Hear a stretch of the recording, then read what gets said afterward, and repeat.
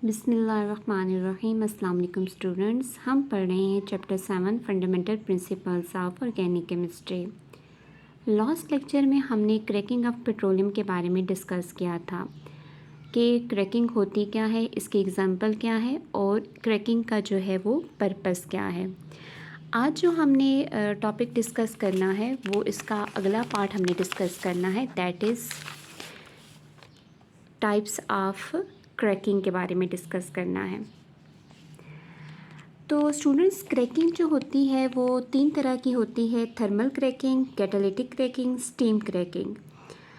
अब जो क्रैकिंग है, थर्मल क्रैकिंग में आप क्या करते हो, जो भी हायर हाइड्रोकार्बन्स होता है हाई प्रेशर और हाई टेम्परेचर पर उसको ब्रोक डाउन करते हो और लो चेन हाइड्रोकार्बन में कन्वर्ट करते हैं, उसको बोलते हैं थर्मल क्रैकिंग। जबकि कैटालिटिक क्रैकिंग में क्या की जाती है कि आपके पास जो टेम्परेचर या प्रेशर जो है वो आप लो रखते हैं और इसमें आप क्या यूज़ करते हैं, कैटलिस्ट यूज़ करते हैं, जिसकी बेस पर इसका नाम है कैटालिटिक क्रैकिंग। नेक्स्ट जो है स्टीम क्रैकिंग। स्टीम के नाम से ही ज़ाहिर है कि आपके पास जो भी हाइड्रोकार्बन होते हैं वो वेपर फेस में जो है वो रिएक्ट करते हैं स्टीम के साथ और उनको हीट किया जाता है शॉर्ट ड्यूरेशन के लिए हाई टेम्परेचर पर। तो इस तरीके से जो क्रैकिंग की जाती है उसको स्टीम क्रैकिंग बोला जाता है। तो आइए हम देख लेते हैं कि थर्मल क्रैकिंग क्या है। थर्मल क्रैकिंग में बोल रहे हैं कि breaking of large molecules by heating at high temperature and pressure is called thermal cracking. कि जो आप जितने भी हाइड्रोकार्बन्स हैं वो लार्ज मॉलिक्यूल हाइड्रोकार्बन्स हैं, उनको आप ब्रेक करते हो हाई टेम्परेचर पे और हाई प्रेशर पे।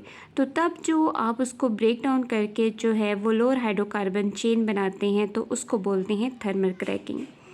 कैटालिटिक क्रैकिंग में है it is done at low temperature 500 degree centigrade and pressure 2 atmosphere in the presence of a catalyst. कि जो कैटालिटिक क्रैकिंग है वो एक तो लो टेम्परेचर पर हो रही है और लो प्रेशर पर हो रही है। टेम्परेचर हमारे पास 500 डिग्री सेंटीग्रेड है और प्रेशर जो है वो 2 एटमॉस्फेयर है। हमने लास्ट लेक्चर में भी डिस्कस किया था कि ये जो आपके पास टाइप ऑफ क्रैकिंग है वो कंडीशंस पे डिपेंड करती है। कंडीशंस क्या, टेम्परेचर की कंडीशन क्या है और प्रेशर की कंडीशन क्या है। तो यहाँ पर देखिए कैटालिटिक क्रैकिंग में हमने टेम्परेचर जो है वो लो लेना है और प्रेशर भी लो लेना है। तो उस सूरत में जो क्रैकिंग होगी वो कैटालिटिक क्रैकिंग होगी।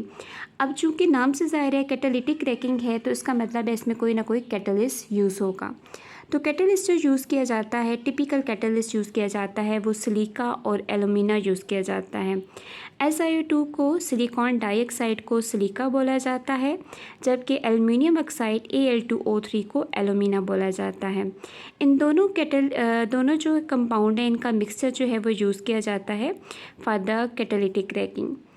और ये जो है आपके पास इसका यूज़फुल क्या है कि ये आपको बेटर क्वालिटी जो है वो गैसोलीन प्रोवाइड करती है और हाई ऑक्टेन नंबर के साथ।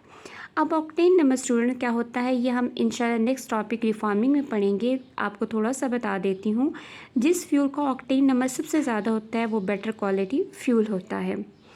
अब आता है स्टीम क्रैकिंग। स्टीम क्रैकिंग जो होती है वो आप हायर हाइड्रोकार्बन के जो वेपर्स हैं उनको स्टीम के साथ मिक्स करते हैं, उसको थोड़ी देर के लिए आप हीट अप करते हैं 900 डिग्री सेंटीग्रेड पर और फिर उसको कूल किया जाता है।